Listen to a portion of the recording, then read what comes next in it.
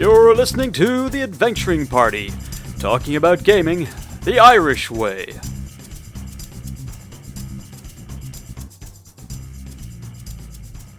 Welcome to the party. I'm Liam.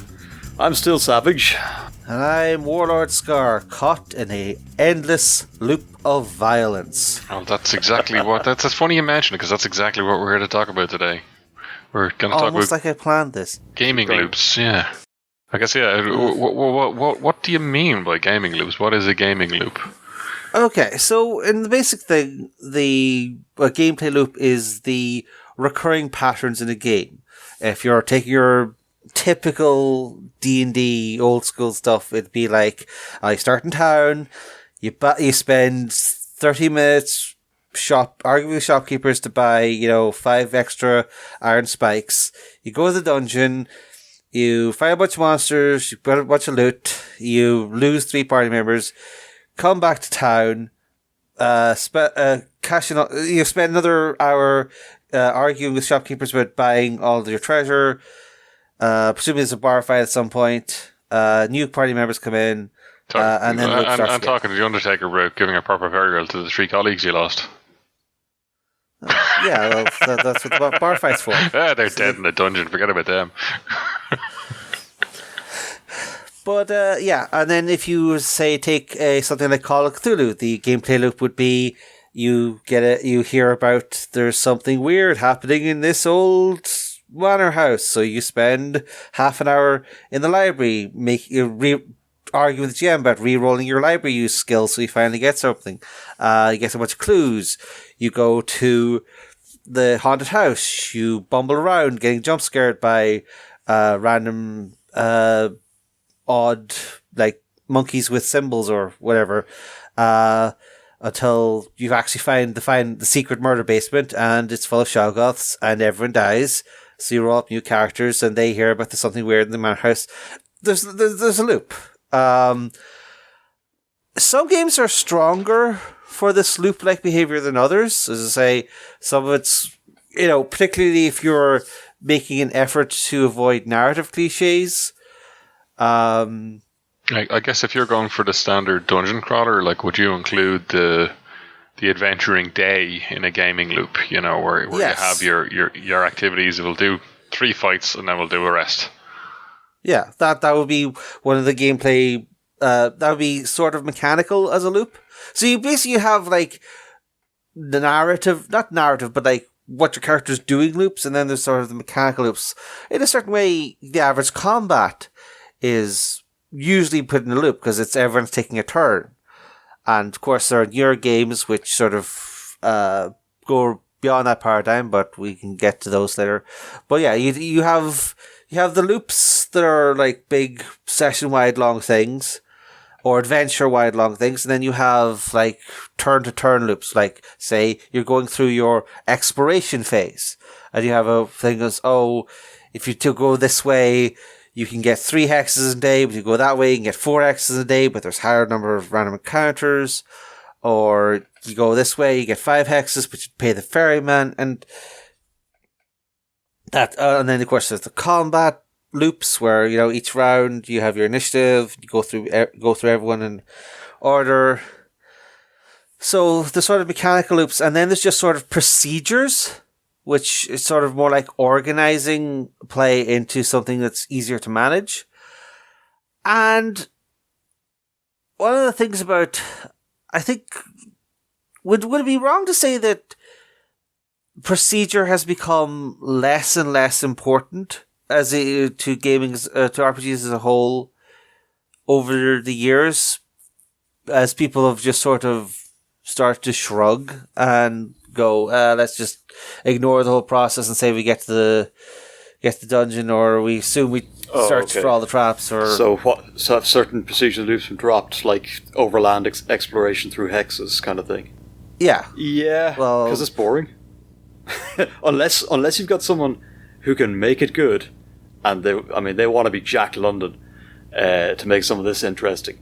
It is the stuff that narratively is red line on map montage, and can drag a game if you're not careful, or unless you have some stuff set up. In fact, the only way it really works is either you're all committed to roll the dice, see what random encounter comes up, and play through it, which would be great fun, or you've got a GM who already has a mid-journey encounter in mind and lands it on you, on day 17. I think the older way of doing it of your party goes from A to B, and then you roll the encounters at the table. I think that's largely gone, and to be honest, good riddance, because I think it results in a lot of dead time at a table. Because you rail it, and then the GM's kind of going, "Oh, how can I work this in narratively with how this ambush happens?" Okay, I'll try and figure it out. But I quite enjoyed them. I'm running the Horned Rat at the moment, the fourth book in the Woofrup series, and when you're going into the Undercity, there are lists of random encounters and random events that happen, and some of it is somebody slips and falls, and some of it is there's an ambush, and I find you can work them in quite well if you go, right, these guys are going to do this, I'm going to roll this up, and then I'm going to weave it in. But that's the kind of thing that's quite good to do either before the session, or okay, well, we're about halfway through the session, we usually take a quick 5-10 minutes, I'm going to roll all this up while people get a cup of tea or whatever, and I find that still works quite well, even though it is kind of procedural, That's a good idea. And yeah, it's the thing I think fails a lot of games is that the GM tries to do it in the moment, and doesn't use a set procedure, which would probably deal with kind of overland travel in a few rolls, and there's a result, great, let's move on. Instead I've kind of noticed that GMs who don't have a set procedure for this sort of stuff, they think they're going to save time, but really all it ends up is being make lots of either survival or perception checks, and you just endlessly go around the table going, do you spot anything? Do you notice anything? Do you twist an ankle? Do you find? Well, I guess that's where some systems come in with a passive perception stat. That can be quite handy, because if you're making players roll a drive check to drive down the road, just because, well, the one time that they're being tailed, that check could matter.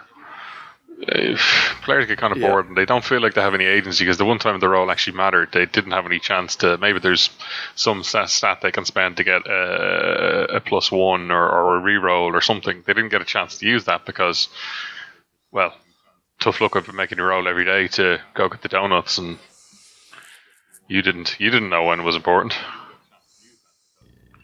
Yeah.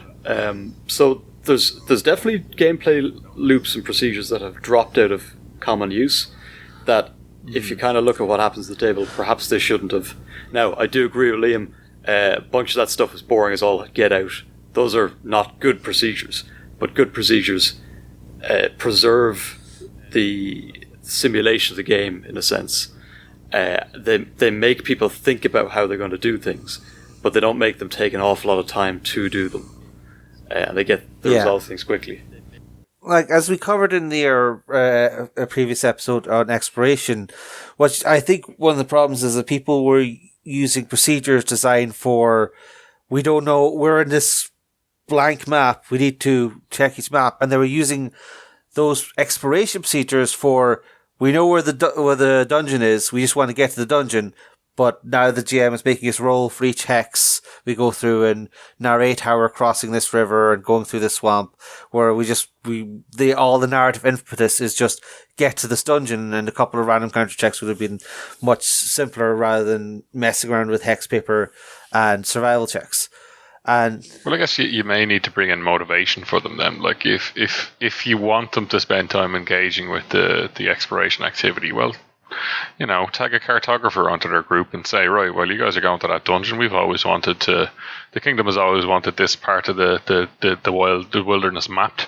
So, why don't you bring them along, and then there's a reward at the end of it, be it fiscal or be it prestige, or here's some lands or whatever. Or in order for you to get license from the kingdom to go spelunking down in your dungeon over there, you need to bring the cartographer with you so they can map out this part of the kingdom. That's a pretty good idea, but is it something you're going to have in every loop? Is every loop going to have this sort of extrinsic motivation? Because I think one of the things about loops is that the loops that have survived are the ones that have an intrinsic motivation, mostly like investigation and combat. Those are the ones that have survived intact because they get you, they're either super traumatic or they're getting you further to what you want, which is to solve the adventure. As opposed to a loop that's either A, nothing happening, or B, nothing that seems relevant to the plot happening. And sometimes everything can be nice and neat in a book or a TV drama. That everything is related to the plot, but sometimes you're walking in the street and you get hit by a car. It's nothing to do with anything. It does happen. So let's spin out another loop of this. In that there's something we said for gameplay loops as comfort food. Sometimes you just want to play a game and not have to deal with an awful lot of hard thinking. So the gameplay loop, the classic sort of prep, travel, dungeon, fight, loot, that's a loop I think most fantasy role players could understand. And it's comforting in the sense that you know pretty much what's going to happen at each point, and you're ready to do it. Nothing comes as a particular surprise.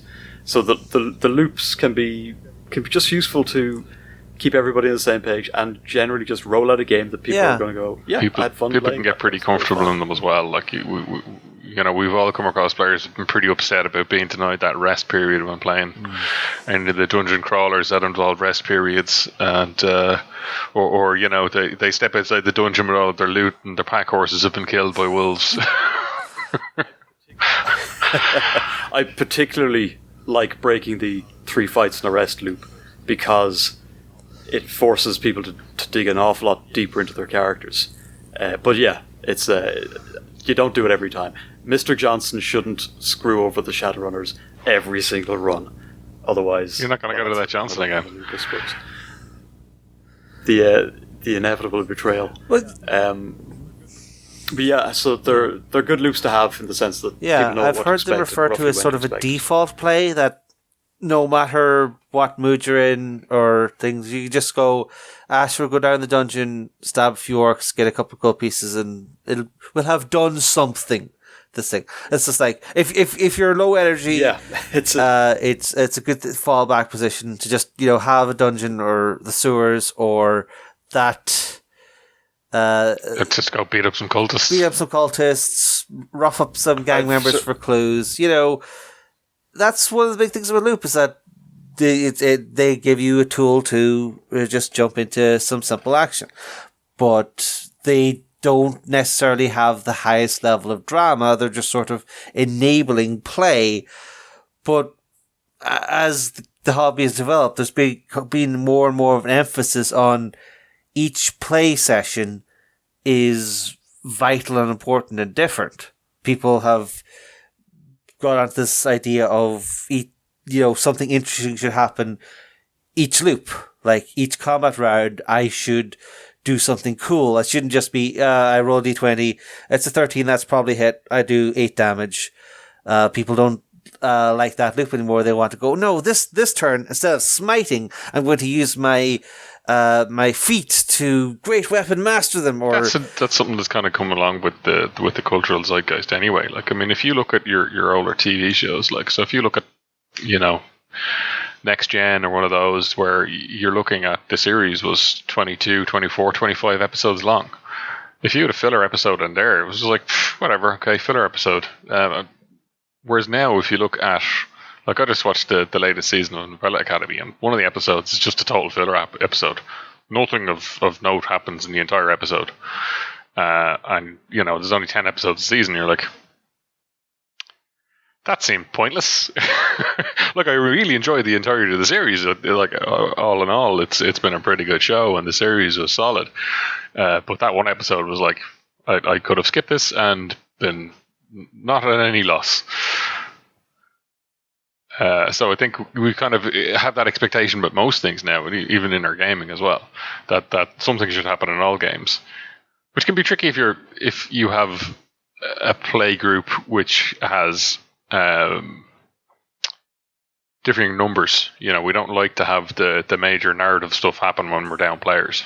Yeah, and in that case, maybe having, a nice simple dungeon. Oh, we'll go in, we'll explore that corner with all the funny vines on it, probably fight some plant monsters, maybe get some kind of druid magic item at the end of it. That's a good sort of side thing to have in your sort of default pocket for this when everyone's low energy or none of the people who have big plot stuff coming up are present, to have that sort of loop or procedure. It doesn't even need to be like a repeating loop. It just be a procedure to come up with a play session. But having that as a fallback for those times is useful for a lot of GMs. But maybe if you've got a super keen group that doesn't have anything else that can happen on a Thursday, and they're always up for things, you may be better served not by a procedure, but by a whole bunch of improv tools that allow you to put together your grand narrative.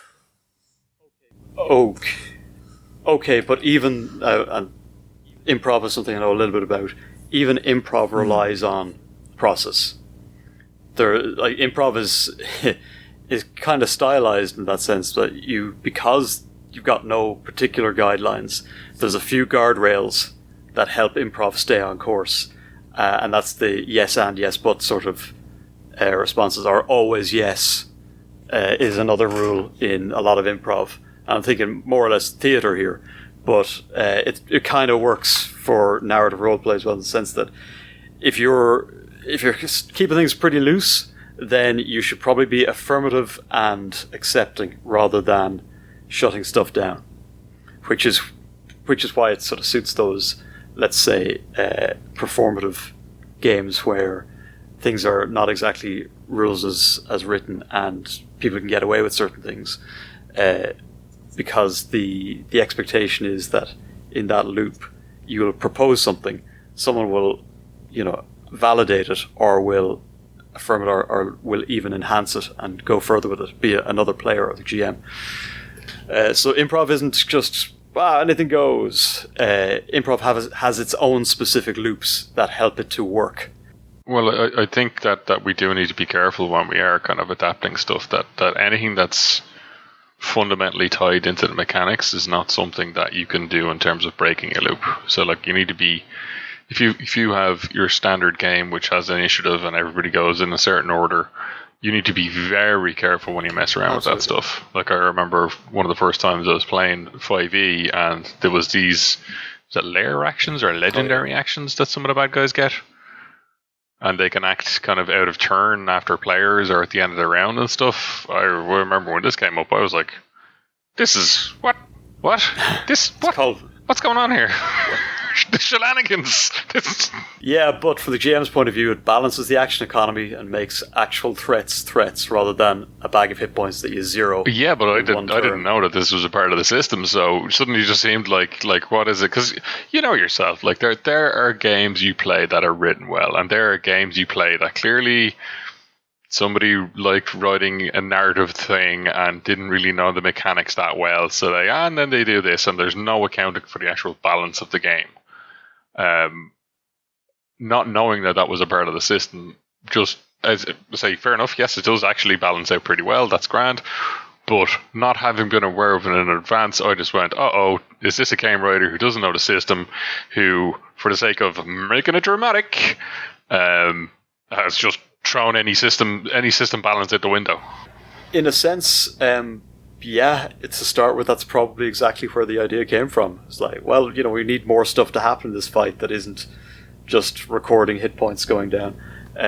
What do we do? Well, if we break our current paradigm and build a system that works around breaking it, we can have something interesting. I think legendary actions for monsters are probably underutilized.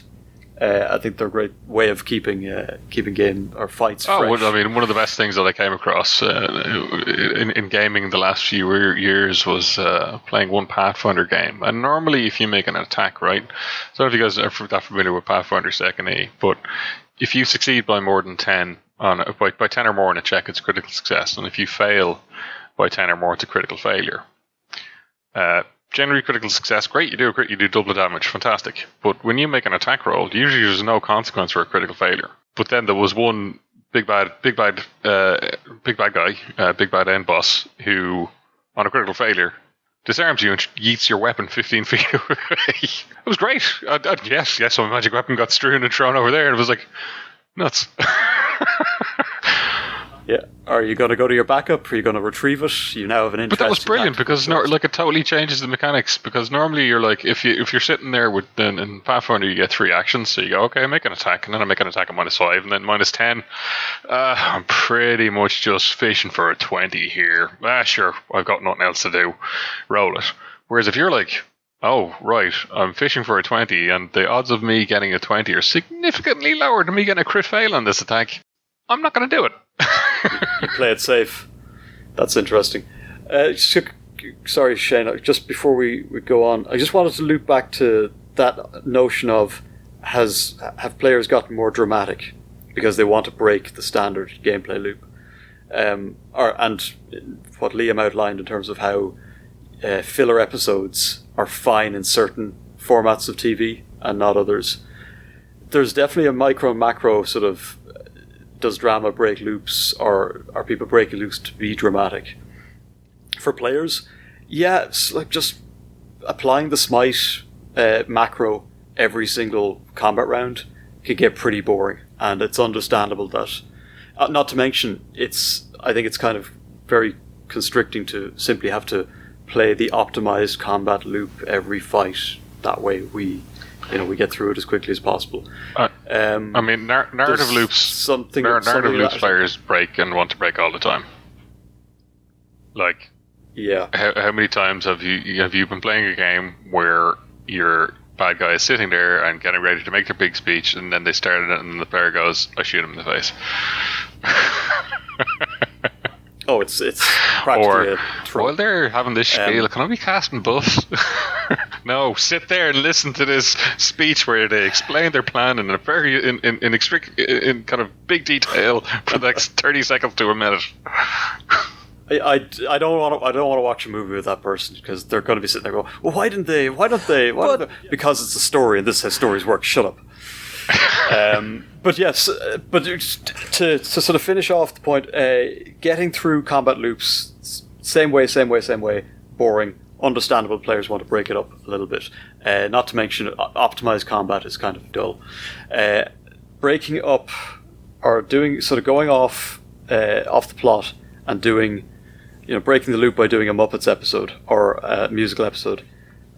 You better have time for that, and you better have your people on board for it, your audience, your players, whoever, because it can be quite jarring otherwise, or it wastes a significant amount of precious time doing something that is off script and doesn't really add to the game or doesn't move the game forward. Sure, it was dramatic and interesting, but does it address the needs of the game? I think players, GMs really do have to pay attention to that above almost everything else. Does it address the needs of the game? Well, I just wanted to look back to a few things, again, to down dish. One was, we've done a previous episode on explanations in rulebooks, and how a lot of rulebooks will tell you the exact procedure for this, and this. Here's how you do your hex rolls, this is how you get your investigation points, here's the role-playing factions chart. But they won't explain their purpose very well, and so without purpose, like how Liam didn't understand that legendary actions are for turning a monster into a boss monster who could fight an entire party. A lot of early hex crawl mechanics or certain types of dungeon things, they never explained what they're for, and so people never saw the benefit of the loop.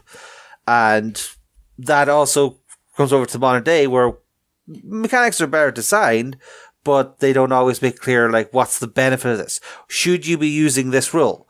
Rules are often just presented when it's saying, this is the rule that turns this into an exploration game.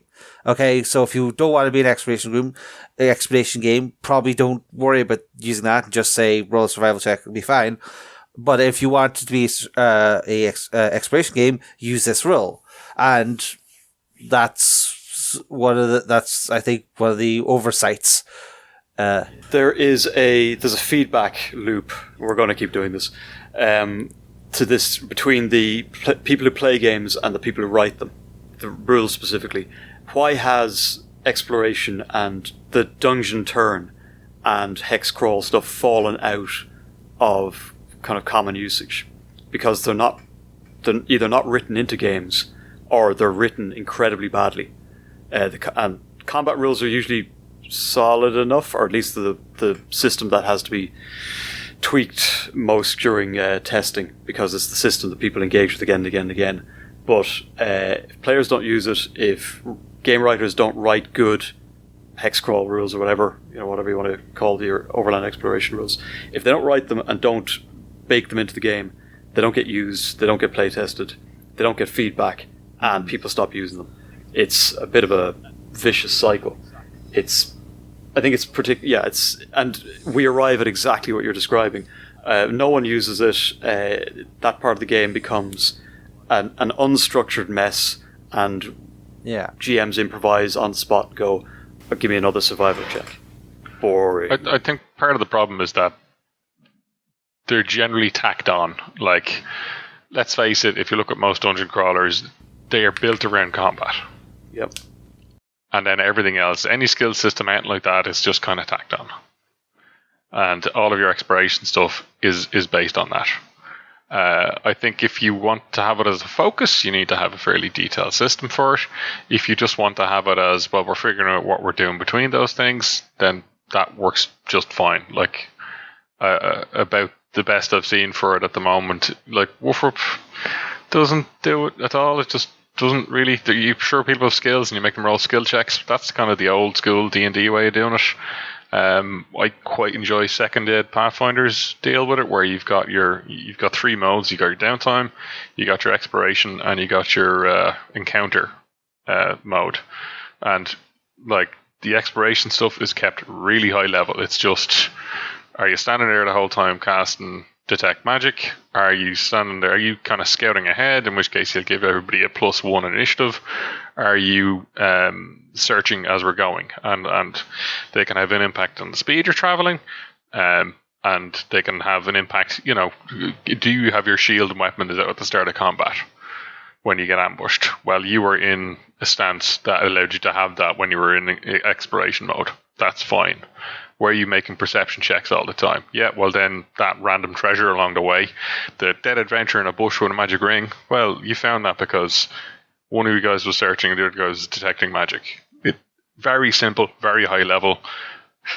Exploration mode isn't the focus of the game, but it allows you to string the two together. The only place where you get the really big conflict for is when do you switch from one mode to the other. But that's not a big deal, because, I can just at the start of a session go, Mick, what's your default exploration mode? Cool. Scout. Yeah. Scout, cool. Simple answer. Quick. Shane, what's yours? And then you have your defaults down, and if people want to change out the defaults, that's fine. But it's not a focus of the game, so it's just very high level, and to me that works quite well. 100%, yeah. Oh, I'm switching to Pathfinder. Oh, don't you heard it here first, folks. I'm not going to get a game for a while. But it's got its problems, but that is one thing that's very neat, But Savage, what about all of these OSR blogs who were to tell you how to turn the original rules exploration system into this perfect logical machine? But anyway, to answer your question, there's bad procedures, and there's been plenty of bad procedures written in gaming, and they're just not good, and don't use them because there's a reason they didn't survive. Yeah, you know the way Disney movies come with warnings about racist crows and stuff. Any of those OSR games should come with warnings like, you will lose your mind when you know there's a secret door and you're rolling 1d6, and on a 1 you'll find that there's the secret doors there, and you're like, oh, for God's sake, I know the door's there. They should have warning labels on them like that. Yeah, there's such thing as bad procedures that don't work and get people killed. But one last thing I wanted to go over was what I think has sort of begun to replace procedures is the idea of principles. This is strongest in something like Powered by the Apocalypse, where you'll have a whole bunch of these are the principles that a player should keep in mind while they're playing. And then there's the GM principles of like how to present the world, what to do when the chips are down, how to look at different things. You know, I do still love like the principle for how to set the tone in Apocalypse World is barf forth apocalyptica, and it's like that's a really evocative and visceral principle to apply, and in that sort of narrative setup, it really helps because it puts people in the mindset, and I think that is the essential function of a lot of these procedures that we've had, is to get the group into the right mindset for play.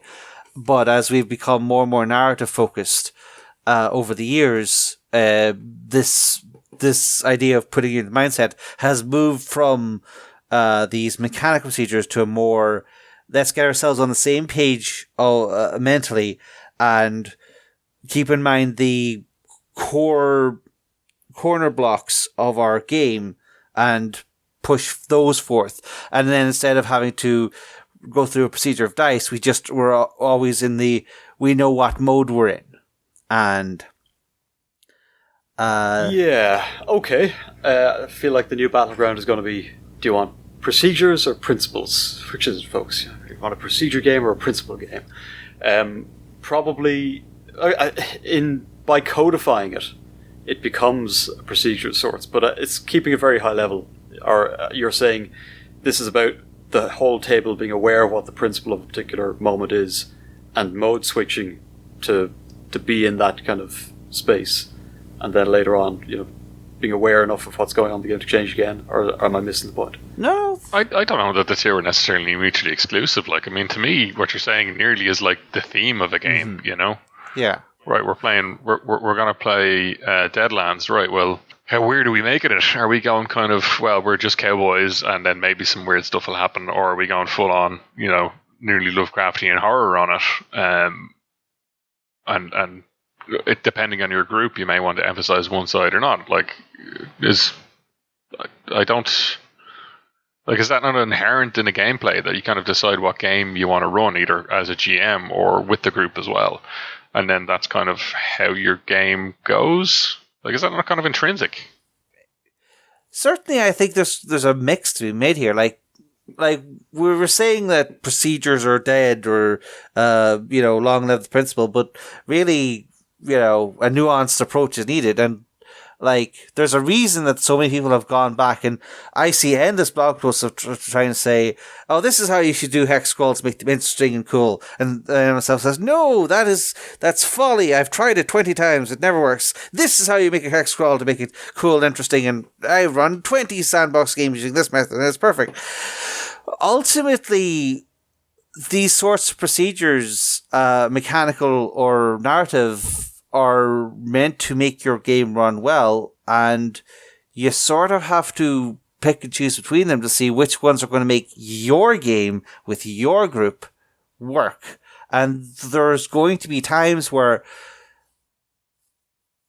at a certain point, the procedure thing, like one of the things I think of is like you have early D&D where it's your 5 people with hopefully working feet and maybe a donkey to carry your loot.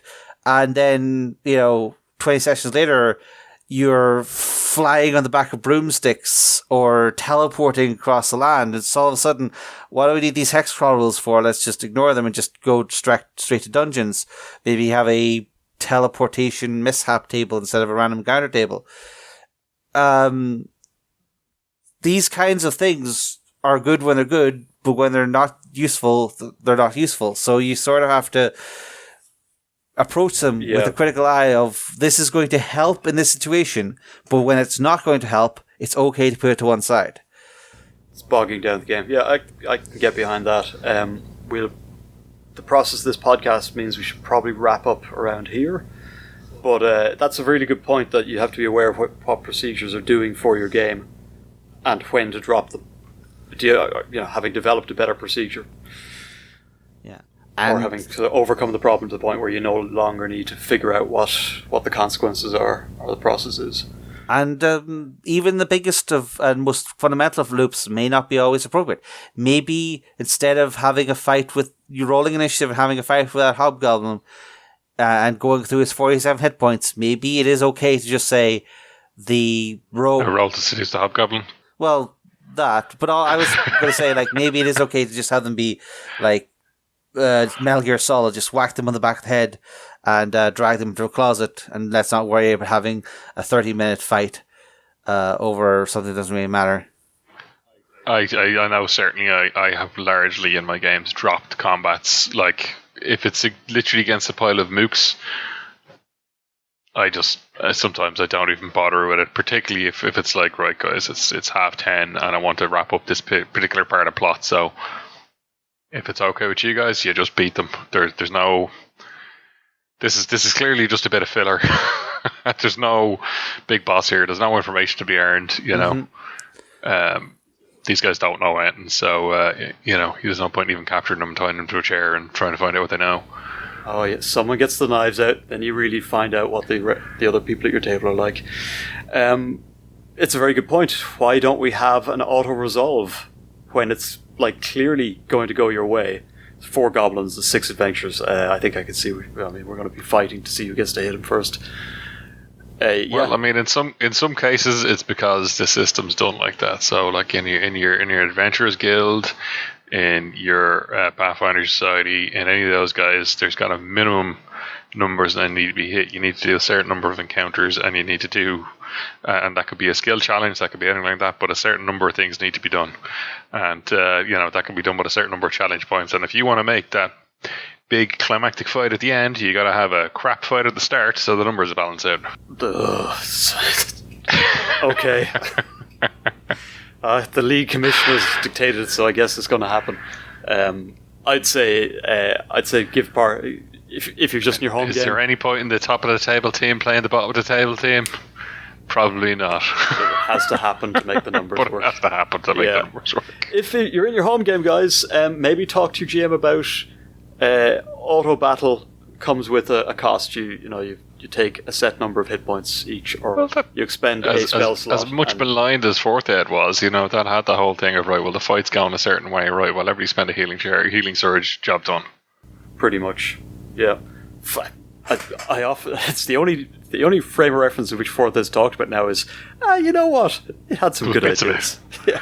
I mean, I've been doing that for years, and I remember, fellow host or former host Humbug regularly used to go, guys, just want to wrap this up. If everybody scratches off 2 charges of their Cure Light Wands wound, then we'll just call this job done. Yeah, perfect. So someone should be brave enough to write that in to the combat section of your favorite RPG. Here's the auto resolve mechanic, because that's the one place it never gets skimmed over is combat. But we've got to skim over the rest of that. That might be an entirely part 2 of all of this. Scarr, what's the procedure for getting out of this? Well, I think at a certain point we just have to say, I've been... If I remember my coding correctly, coders love exiting while loops with the exit command. just drop all processes. Hold on. I mean, if you want to go over some of these processes, folks, don't forget to check out our Discord. Link in the show notes. Scarr, back to you. How do we get out of here? I say this party's over. Wait, hang on. I did the intro. No, that's it. This party's over.